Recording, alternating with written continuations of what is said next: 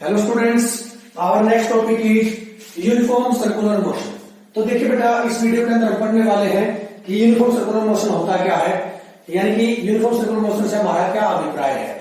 तो देखिए, इसलिए हमने यहाँ पर लिखा motion of a body on a circular path with constant speed is called uniform circular motion. अगर कोई ऑब्जेक्ट किसी भी सर्कुलर पाथ पर कांस्टेंट स्पीड से मूव करता है तो उसके मोशन को हम यूनिफॉर्म सर्कुलर मोशन कहेंगे।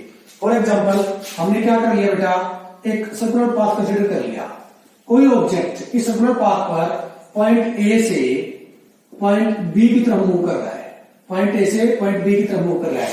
अगर वो पॉइंट ए से पॉइंट बी की तरफ कांस्टेंट स्पीड से मूव करेगा तो उसके मोशन को हम क्या कह देंगे, uniform circular motion. During uniform circular motion the magnitude of velocity is constant. कहता है जब कोई भी object circular motion uniform circular motion से मूव करेगा, यानी कोई भी ऑब्जेक्ट यूनिफॉर्म सर्कुलर मोशन से मूव करेगा तो उस टाइम पर वेलोसिटी का मैग्नीट्यूड हमेशा क्या होगा, वहां पर कांस्टेंट। यानी कि फॉर एग्जांपल, ए पॉइंट के ऊपर वेलोसिटी कितनी है, वेक्टर वी, और बी पॉइंट पर वेलोसिटी कितनी है, वेक्टर वी। देखिए, हमने क्या किया, इस ए पॉइंट के ऊपर एक टेंजेंट ड्रा कर दिया, इसी प्रकार बी पॉइंट पे एक टेंजेंट ड्रा किया है।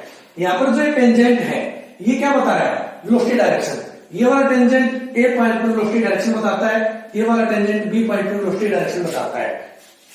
और हमने क्या कहा, जब कोई भी ऑब्जेक्ट यूनिफॉर्म सर्कुलर मोशन से के अंदर मूव कर रहा होगा, यानी तो उस टाइम पर वेलोसिटी का मैग्नीट्यूड हमेशा क्या होगा, इक्वल। यानी कि magnitude of vector B A is equal to magnitude of vector B B, that is simply हम क्या कह सकते हैं, बी के इक्वल।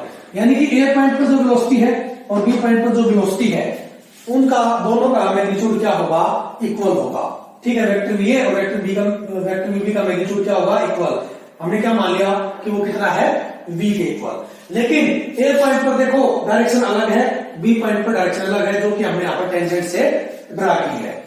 कहता है कि but direction changes due to which the velocity vector changes and there exist some acceleration. लेकिन देखो, ए पॉइंट पर वेलोसिटी की डायरेक्शन कुछ है, बी पॉइंट पर वेलोसिटी डायरेक्शन कुछ है। यानी कि जब कोई भी ऑब्जेक्ट सर्कुलर पाथ पर कांस्टेंट स्पीड से मूव करेगा तो उसकी डायरेक्शन हर पॉइंट पर चेंज हो जाएगी। ये पॉइंट पे कुछ होगी, अगर यहाँ पे कोई पॉइंट कंसीडर करूंगा तो यहाँ पर वेलोसिटी की डायरेक्शन कुछ होगी। ठीक है, इधर चेक करूंगा तो इधर कुछ होगी, है ना। तो हर पॉइंट के ऊपर वेलोसिटी डायरेक्शन चेंज हो रही है। मैग्नीट्यूड भले ही कांस्टेंट है, लेकिन डायरेक्शन अब बार बार यहाँ पर क्या हो रही है, चेंज हो रही है, जिसकी वजह से यहाँ पर भी एक एक्सेलरेशन प्रोड्यूस होगी।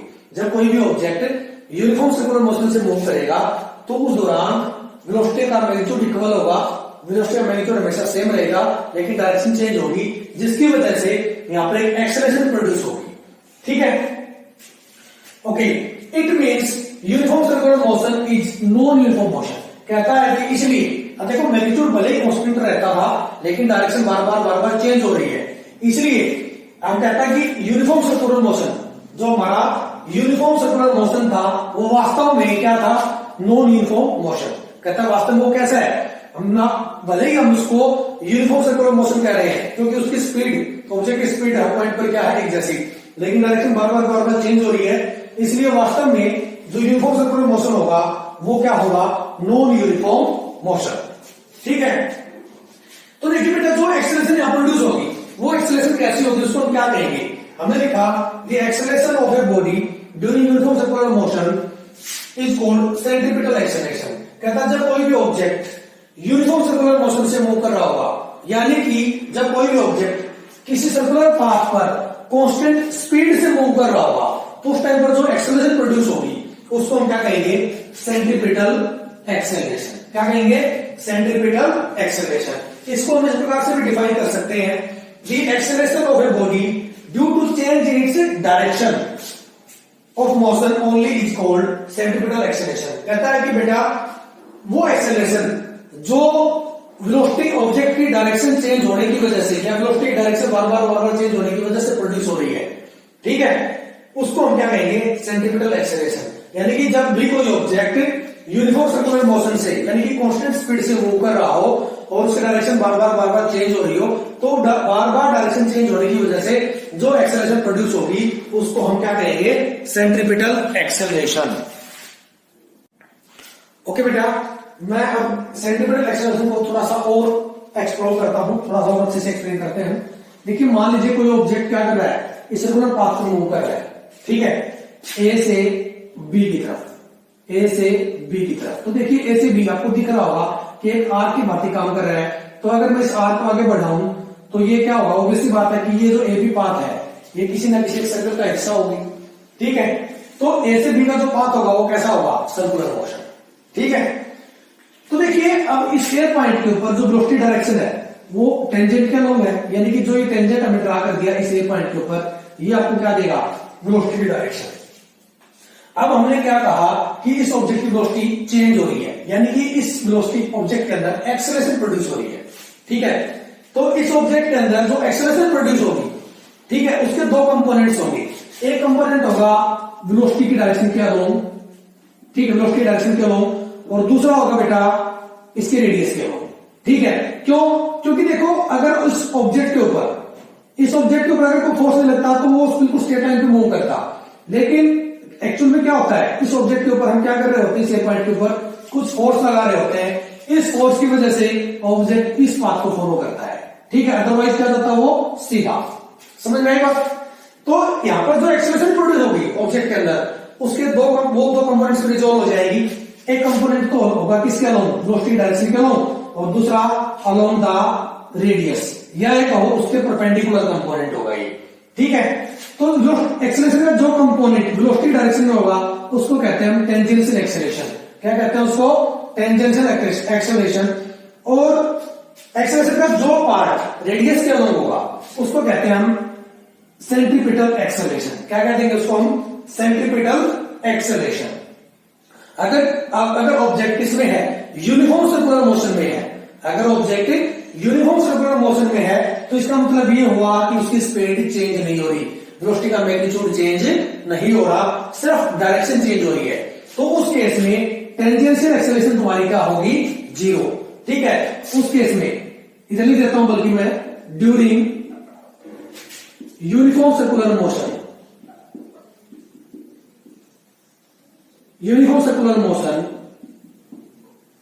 Tangential acceleration is equal to में जीरो, ठीक है। जब ऑब्जेक्ट यूनिफॉर्म सर्कुलर मोशन में होगा तो उस टाइम पर टेंजेंशियल एक्सेलरेशन तुम्हारी क्या होगी, जीरो। तो उस टाइम पर जो एक्सेलरेशन प्रोड्यूस होगी वो किसकी वजह से होगी, due to change in direction change होने की वजह से, ठीक है। तो यानी कि सिर्फ सेंट्रीपिटल एक्सेलरेशन एग्जिस्ट करेगी। अगर ऑब्जेक्ट का मैग्नीट्यूड अगर वेलोसिटी का मैग्नीट्यूड भी चेंज हो रहा होता, अगर वेलोसिटी का मैग्नीट्यूड भी चेंज होता तो एक्सेलरेशन दो पार्ट्स में जो होती, एक पार्ट होता वेलोसिटी डायरेक्शन में और दूसरा होता उसके परपेंडिकुलर यानी कि रेडियस के अलोंग, जिसकी वजह से उसकी डायरेक्शन चेंज होती। समझ में आई बात। अब अगर हम कह दें कि सर, दोबारा से रिपीट कर रहा हूं कि अगर हम कह दें कि बेटा जो उसका मैग्नीट्यूड सेम है, यानी कि ऑब्जेक्ट यूनिफॉर्म सर्कुलर मोशन में है, तो वेलोसिटी का जो टेंजेंशियल कंपोनेंट होगा, एक्सेलरेशन का जो टेंजेंशियल कंपोनेंट होगा, यानी कि टेंजेंशियल एक्सेलरेशन जो होगी वो तुम्हारी क्या होगी, जीरो, यानी कि उसका मैग्नीट्यूड हमेशा क्या रहता है, कांस्टेंट रहता है, लेकिन डायरेक्शन बार बार चेंज हो रही है, इसलिए वहां पर कैसी एक्सेलरेशन प्रोड्यूस होगी, सेंट्रीपिटल एक्सेलरेशन, ठीक है। देखिए इसको अब हम डिराइव करेंगे कि सर सेंट्रीपिटल एक्सेलरेशन होगी किसके इक्वल, यानी कि सेंट्रीपिटल एक्सेलरेशन का फॉर्मूला क्या होगा, तो उसको देखिए हम यहां पर एक्सप्लेन कर रहे हैं, ठीक है। तो देखिए हमने क्या लिखा बेटा यहां पर, कहता है कि let us consider uniform circular motion of a body on a circular path of radius R in XY plane with centre at the origin. कहता है कि मान लीजिए ये कोई आपकी एक्सवाई प्लेन है, ठीक है, ये क्या आपकी एक्सवाई प्लेन, और कोई भी ऑब्जेक्ट इस एक्सवाई प्लेन के अंदर, ठीक है, इसी सर्कुलर पाथ के ऊपर क्या कर रहा है, मूव कर रहा है, ठीक है। मान लीजिए कोई सर्कुलर पाथ है, ये आपकी एक्स एक्सिस, ये आपकी वाई एक्सिस, और ये आपका सेंटर। समझ में आई बात। Okay, let speed of body on the circular path is v and angular speed is omega. कहता है कि मान लीजिए सर्कुलर पाथ पर उस ऑब्जेक्ट की जो स्पीड है, यानी कि लीनियर स्पीड कहो, लीनियर वेलोसिटी कहो, वो कितनी है, v, और एंगुलर स्पीड कितनी है, omega. Let force of body at time zero is at point A. कहता है कि मान लीजिए एट टाइम जीरो, यानी कि at initial point, at starting point, वो ऑब्जेक्ट किसी ए पॉइंट पर है। फॉर एग्जाम्पल हमने कह दिया वो ऑब्जेक्ट कहां पर है बेटा, इस पॉइंट ए के ऊपर है, ठीक है, at time t is equal to में 0। Okay, and after time t, और कहता है कि कुछ समय के बाद यानी कि कुछ टाइम t के बाद इज एट पॉइंट b, और वो ऑब्जेक्ट कहां पर पहुंच जाता है, पॉइंट b के ऊपर। Let angular displacement in time t is theta, तो कहता है कि मान लीजिए उस t टाइम के अंदर उस, अब देखो ऑब्जेक्ट क्या किया बेटा, जब ऑब्जेक्ट ए से बी गया है तो वहां पर कुछ ना कुछ एंगुलर डिस्प्लेसमेंट प्रोड्यूस होगी, और वो एंगुलर डिस्प्लेसमेंट किसके इक्वल होगी, तो हम क्या करें बेटा, इस बी पॉइंट को ओरिजिन से मिला दें। ठीक है, इनिशियल पॉइंट तो ऑलरेडी ओरिजिन से मिला हुआ है, फाइनल पॉइंट को भी अपने ओरिजिन से मिला दिया। इन दोनों लाइन के बीच में जो एंगल होगा ये आपको किसकी वैल्यू देगा, एंगुलर डिस्प्लेसमेंट की। ठीक है, और एंगुलर डिस्प्लेसमेंट मान ली कितनी इधर, थीटा। ओके, देखिए मान लीजिए ये जो पॉइंट बी है ना, इसके जो कोऑर्डिनेट्स है वो क्या है, एक्स एंड वाई। ठीक है, एक्स वाई कोऑर्डिनेट्स है, यानी कि वाई एक्सिस से इसकी डिस्टेंस कितनी है, एक्स, और एक्स एक्सिस से इसकी डिस्टेंस कितनी है, वाई के इक्वल। ठीक है, तो इसलिए इसके कोऑर्डिनेट्स क्या होंगे, एक्स एंड वाई। तो देखिए यहां पर आपको पता है then angular velocity is equal to में एंगुलर वेलोसिटी यानी दैट इज ओमेगा किसके इक्वल होता है, एंगुलर डिस्प्लेसमेंट अपॉन टाइम। ठीक है, angular displacement upon time, angular displacement को किससे रिप्रेजेंट करते हैं, थीटा से, टाइम को किससे रिप्रेजेंट करेंगे, टी से। तो इसलिए हमने क्या लिख दिया, angular velocity is equal to में थीटा बाई टी। तो यहां से हम क्या कर सकते हैं, थीटा की वैल्यू निकाल सकते हैं। क्या कर बेटा, इसकी को इधर ले जाओ तो थीटा क्या आ जाएगा, थीटा इज इक्वल टू में ओमेगा इनटू में टी। इसको कह देंगे इक्वेशन नंबर 1। ठीक है, ओके, अब देखिए हमने लिखा let position coordinates of body या position coordinates of point B at time T R X and Y. कहता है कि बी पॉइंट से पोजीशन कोऑर्डिनेट्स से क्या माने, एक्स और वाई, यानी कि एक्स एक्सिस के अलोंग उस ऑब्जेक्ट ने कितनी डिस्टेंस ट्रेवल की, एक्स, और वाई एक्सिस के अलोंग कितनी की, वाई। देन अब इस पॉइंट को मैंने नाम दे दिया बेटा, इस पॉइंट को मैंने नाम दे दिया एन। ठीक है, then from triangle OBN, then from triangle OBN। देखिए बेटा ये क्या था, रेडियस। ठीक है, ये मान लिया ये जो लाइन है या ये वाली जो लाइन है ओ से ए वाली लाइन है, ओ से बी वाली लाइन, ये उस सर्कुलर पाथ के रेडियस को रिप्रेजेंट करती है। और ये जो रेडियस है ना वो वास्तव में कर क्या रहा है, इस पॉइंट बी की या पॉइंट ए की पोजीशन को रिप्रेजेंट कर रहा है। इसलिए जो ये रेडियस है ये इसको हम सिंपली रेडियस वेक्टर भी कह सकते हैं, और ये हमारे यहाँ पर क्या बता रहा है, पोजीशन बता रहा है। इसलिए जो आर है ये हमारे लिए क्या है, पोजीशन वेक्टर। ये जो वेक्टर आर है ये क्या है, पोजीशन वेक्टर, यानी कि उस ऑब्जेक्ट की पोजीशन बताने का काम कर रहा है। जब पॉइंट बी पर है तो उसके कोऑर्डिनेट्स क्या है, एक्स और वाई। ये एक्स और वाई कोऑर्डिनेट्स जो है पॉइंट बी की पोजीशन को रिप्रेजेंट करने का काम कर रहे हैं। ठीक है, तो यहां पर जो वेक्टर आर है ये vector R is position vector. यहां पर वेक्टर आर किसका काम कर रहा है, पोजीशन वेक्टर का। तो इस पोजीशन वेक्टर को इसके दो रेक्टेंगुलर कंपोनेंट्स में डिवाइड कर देते हैं। इसमें कर देते हैं दो रेक्टेंगुलर कंपोनेंट्स में। एक कंपोनेंट तो होगा अलोंग एक्स एक्सिस, दूसरा होगा अलोंग वाई एक्सिस। ठीक है, अलोंग एक्स एक्सिस तो दूसरा होगा अलोंग वाई एक्सिस। तभी तो दोनों कंपोनेंट्स क्या कहलाएंगे, दीज आर रेक्टेंगुलर कंपोनेंट्स। अब आपको पता है कि जब ऑब्जेक्ट ए से बी पहुंचता है तो उसने यानी कि बी पॉइंट पे पहुंचा है, इसका मतलब क्या है, ओरिजिन से उसकी डिस्टेंस एक्स एक्सिस के अलोंग कितनी है, एक्स। ठीक है, और वाई एक्सिस के अलोंग कितनी है, वाई। तो हमने क्या कह दिया कि एक्स एक्सिस के अलोंग जो कंपोनेंट है वेक्टर आर का वो क्या है, एक्स, और वाई एक्सिस के अलोंग जो कंपोनेंट है, ठीक है, वो कितना है, वाई। ये वाली डिस्टेंस एक्स और ये वाली डिस्टेंस वाई। तो यहां से एक्स कितना होगा, ठीक है, एक्स। अब वेक्टर आर को रेक्टेंगुलर कंपोनेंट्स में डिवाइड किया है तो इसके साथ एंगल गिवन है, तो ये होगा बेटा एक्स किसके इक्वल होगा, इधर आर कोस थीटा के इक्वल। तो एक्स कितना आ जाएगा, आर कोस ऑफ थीटा। ये वैल्यूज कैसे आई, ये आप वेक्टर के अंदर रेक्टेंगुलर कंपोनेंट्स ऑफ वेक्टर का एक टॉपिक पढ़ा था, वहां पर हमने निकाली थी। अगर आपको याद है तो ठीक है, नहीं तो आप पहले उस टॉपिक को समझिए कि वैल्यूज कैसे आए। ठीक है, और वाई एक्सिस चलो, ठीक है, वाई की वैल्यू किसकी इक्वल होगी, वाई इज इक्वल टू में आर साइन थीटा। और थीटा की वैल्यू देखो बेटा इक्वेशन नंबर 1 से हमें पता है किसकी इक्वल है, ओमेगा इनटू टी के इक्वल, ओमेगा इनटू टी। तो क्या कर सकते हैं, इधर भी थीटा की जगह ओमेगा टी रख सकते हैं। तो ये क्या हो जाएगा, आर कोस ओमेगा टी। ठीक है, इसी प्रकार ये किसके इक्वल हो जाएगा बेटा, are sine omega T.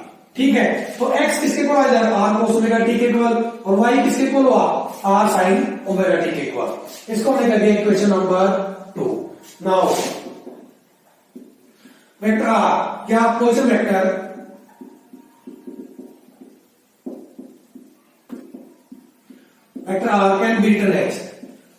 Can be written as इसको पोजीशन कोऑर्डिनेट्स की टर्म में लिख सकते हैं बेटा हम। तो वेक्टर आर क्या होगा in terms of position coordinates, vector R in terms of position coordinates क्या होगा X I cap plus Y J cap. ठीक है, ये हो गया आपकी इक्वेशन नंबर 3। अब क्या करें हम यहां पर इक्वेशन 2 को 3 में पुट कर दो। इक्वेशन 2 से हमें एक्स और वाई की वैल्यू निकली है, तो यहां पर एक्स की वैल्यू पुट कर देंगे, यहां पर वाई की वैल्यू पुट कर देंगे। जब एक्स और वाई की वैल्यू पुट करेंगे तो देखिए क्या आएगा, vector R is equal to में एक्स से क्या पुट करें R cos omega T, R cos of omega T into I cap plus Y से क्या पुट करें आर साइन ओमेगा टी, तो क्या आ जाएगा R sine omega T into में जे कैप। ठीक है, अब जो ये वेक्टर आर है ये किस चीज को रिप्रेजेंट कर रहा था बेटा पोजीशन वेक्टर को, तो यहां से जो वेक्टर आर आया है वो किसके इक्वल है R cos omega T I cap plus R sine omega T J cap के इक्वल। इसको कह देंगे हम इक्वेशन नंबर 4। ये हो गया आपकी equation number 4। Okay, now differentiating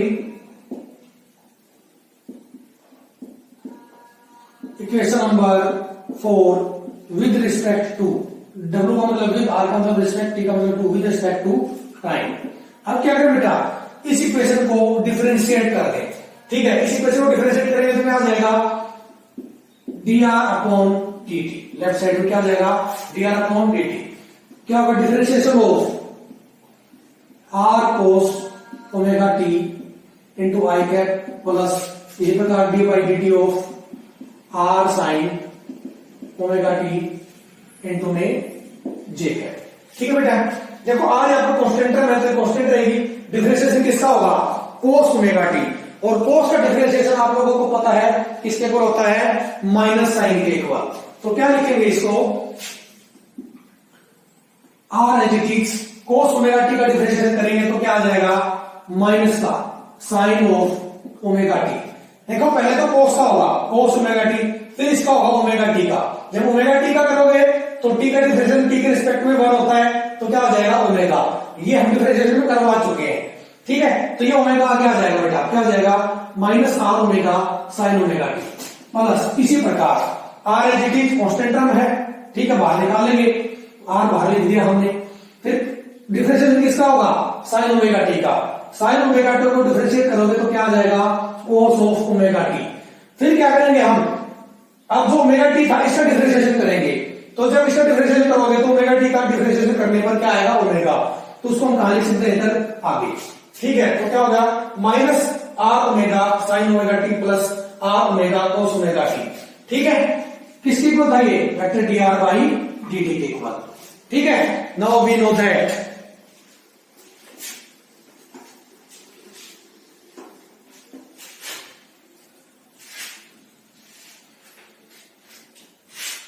vector d r by d t किसके इक्वल था वेलोसिटी के इक्वल। किसके इक्वल होता था वेक्टर वी, यानी कि वेलोसिटी के इक्वल होता था। तो यहां पर क्या पुट कर सकते हैं वेक्टर वी, तो वेक्टर वी किसके इक्वल है बेटा इस इक्वेशन के अंदर vector V is equal to में minus of R omega sine omega T plus are omega cos of omega T के इक्वल हो गया। ठीक है, ये इक्वेशन आ गया आपकी इक्वेशन नंबर 5। ठीक है, ये आपको क्या दे रही है वेलोसिटी। इक्वेशन नंबर 5 हमें क्या देती है वेलोसिटी ऑफ पार्टिकल। ठीक है, this equation gives us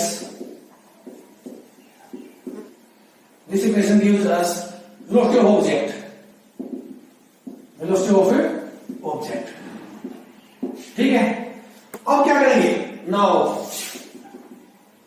again differentiating, now again क्या करें now differentiating equation number 5, now differentiating equation number 5 with respect to time। ठीक है, अब क्या करेंगे इक्वेशन 5 को डिफरेंशिएट कर देंगे with respect to time, time के रिस्पेक्ट में बेटा।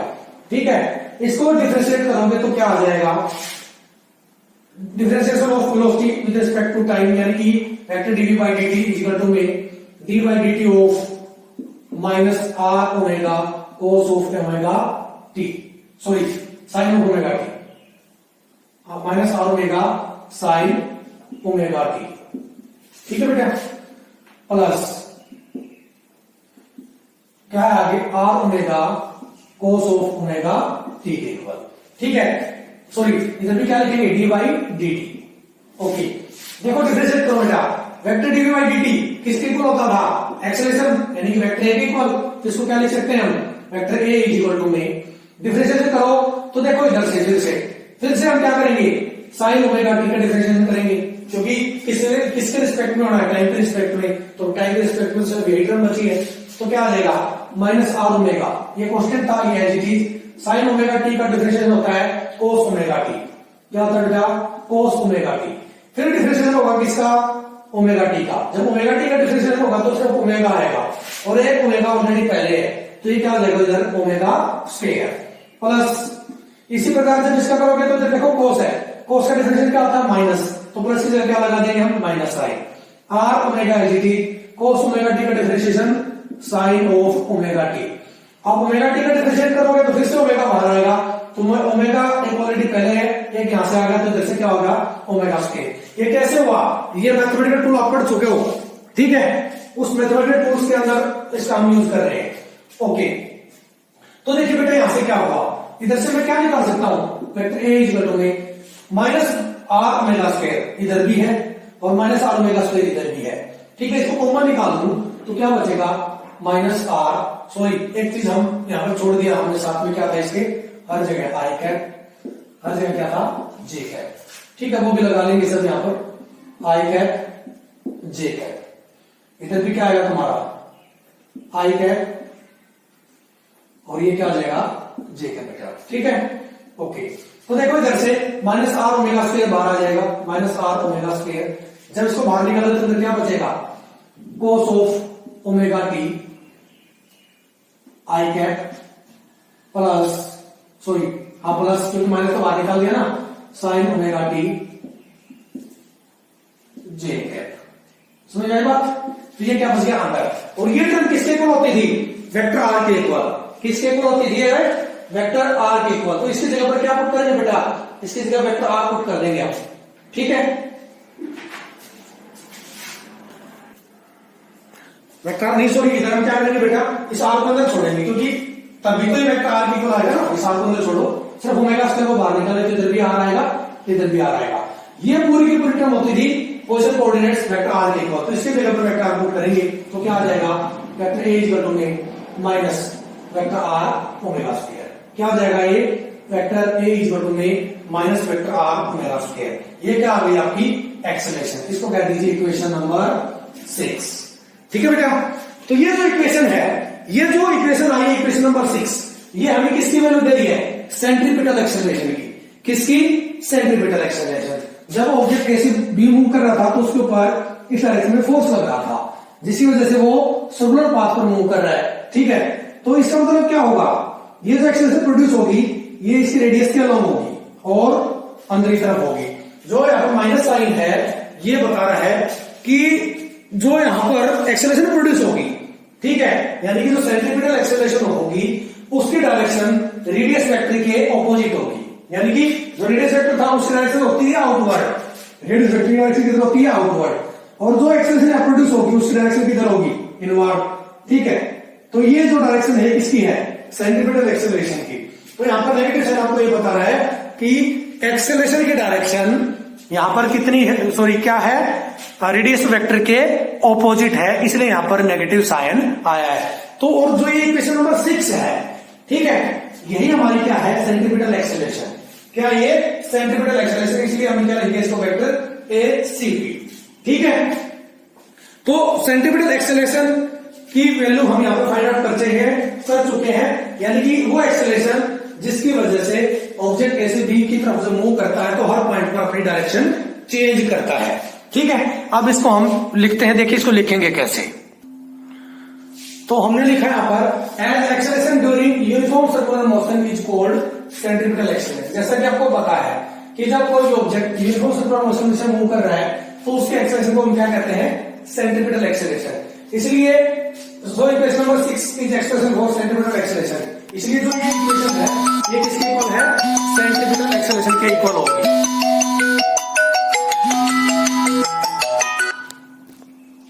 ठीक है, और यहां पर जो नेगेटिव साइन है बेटा, ठीक है, and negative sine shows that direction of centripetal acceleration is opposite to radius of circular path and towards the center। और कहता है कि जो नेगेटिव साइन है, यहाँ पर जो नेगेटिव साइन है ये क्या बता रहा है कि जो एक्सेलरेशन यहाँ प्रोड्यूस होगी, ठीक है, यानी कि जो एक्सेलरेशन यहाँ प्रोड्यूस होगी तो ये मान लिया उसका क्या है, रेडियस, ये रेडियस वेक्टर की डायरेक्शन है, तो जो एक्सेलरेशन यहाँ प्रोड्यूस होगी वो क्या होगी बेटा, इस रेडियस वेक्टर के ऑपोजिट होगी, रेडियस वेक्टर से ऑपोजिट होगी। तो हमने इधर लिखा है direction of centripetal acceleration is opposite to radius of circular path and towards the centre, और किधर है, सेंटर की तरफ। ठीक है, तो इसलिए यहाँ पर नेगेटिव साइन सिर्फ और उसकी डायरेक्शन को बताने का काम कर रहा है कि उसकी डायरेक्शन क्या, रेडियस वेक्टर से ऑपोजिट है और सेंटर की तरफ है। ओके, अगर आपको लिखना पड़े मैग्नीट्यूड ऑफ सेंट्रीपिटल एक्सेलरेशन तो वो किसके इक्वल होगा, 10 magnitude of centripetal acceleration is given by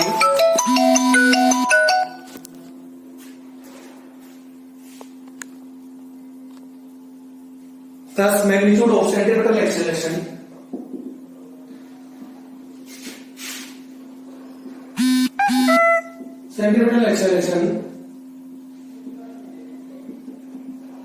is given by किसके इक्वल होगी, ACP इक्वल टू में ओमेगा स्क्वायर इनटू में आर। क्यों, इक्वेशन नंबर 6 के अंदर माइनस साइन था, इधर माइनस साइन तो सर उसके डायरेक्शन को रिप्रेजेंट करने का काम कर रहा है, इसलिए उसके मैग्नीट्यूड को ओमेगा स्क्वायर आर से रिप्रेजेंट करेंगे। इसको बेटा इसकी कुछ और फॉर्म्स भी हैं सेंट्रीपिटल एक्सेलरेशन के लिए, वो देखिए क्या है। आपको पता है कि एंगुलर वेलोसिटी ओमेगा किसके इक्वल होती है, थीटा बाई टी के इक्वल। तो we know that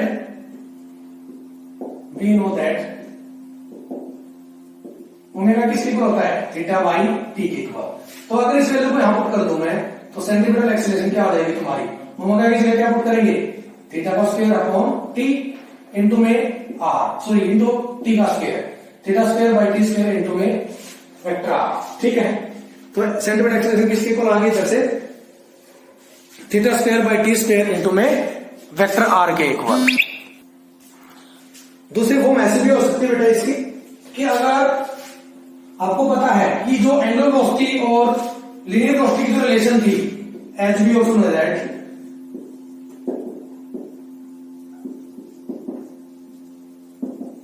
angular velocity और लीनियर वेलोसिटी जो रिलेशन थी वो क्या थी, ओमेगा इज इक्वल टू में सॉरी वी बाई आर।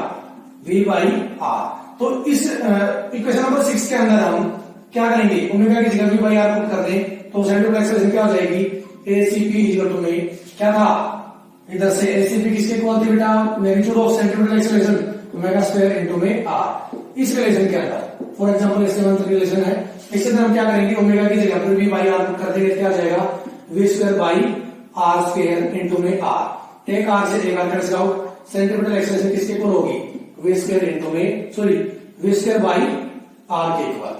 ठीक है, किसके इक्वल आ बेटा, वी स्क्वायर बाई आर के इक्वल आ गई। और एक रिलेशन और भी हो सकती है यहां से, वो क्या होगी देखिएगा, आर की जगह पर हम क्या पुट कर सकते हैं, यहां पर अगर आर निकाले तो उसको क्या पुट किया जा सकता है, ओमेगा बाई वी। आर की जगह पर क्या पुट कर सकते हैं, ओमेगा बाई वी, यहां से therefore r is equal to में ओमेगा बाई वी। अगर यहां पर क्या करें इस इक्वेशन के अंदर, ठीक है, ये आ गया आपकी इक्वेशन नंबर 8। अब क्या करें बेटा, आर की जगह पर ओमेगा बाई वी पुट कर दे,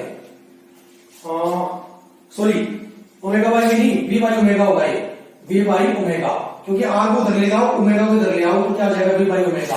आर की जगह पर वी बाई ओमेगा पुट करेंगे तो क्या हो जाएगा, centripetal acceleration is equal to में ओमेगा स्क्वायर इनटू में वी बाई ओमेगा। एक ओमेगा से एक omega cancel out, centripetal acceleration क्या होगी, ओमेगा इनटू में वी। ठीक है, तो ये आ गया इक्वेशन नंबर 9। तो इसलिए देखो इक्वेशन नंबर 8, 9 और ये वाली इक्वेशन इसको कह दो फॉर एग्जांपल 10। ठीक है, इक्वेशन नंबर 8, 9 और 10 ये अलग अलग आपको फॉर्मूला दे रहे हैं किसके, सेंट्रीपिटल एक्सेलरेशन के। तो देखिए इस वीडियो के अंदर हमने पढ़ा यूनिफॉर्म सर्कुलर मोशन होता क्या है, सेंट्रीपिटल एक्सेलरेशन क्या होती है, उसका फॉर्मूला क्या होता है और उसके डिफरेंट फॉर्म्स सेंट्रीपिटल एक्सेलरेशन की यहाँ पे हमने स्टडी की, जो कि इक्वेशन नंबर 8, 9 और 10 के द्वारा गिवन है। ठीक है बेटा, तो ये था हमारा आज का टॉपिक। आज के लिए इतना ही। Thank you very much.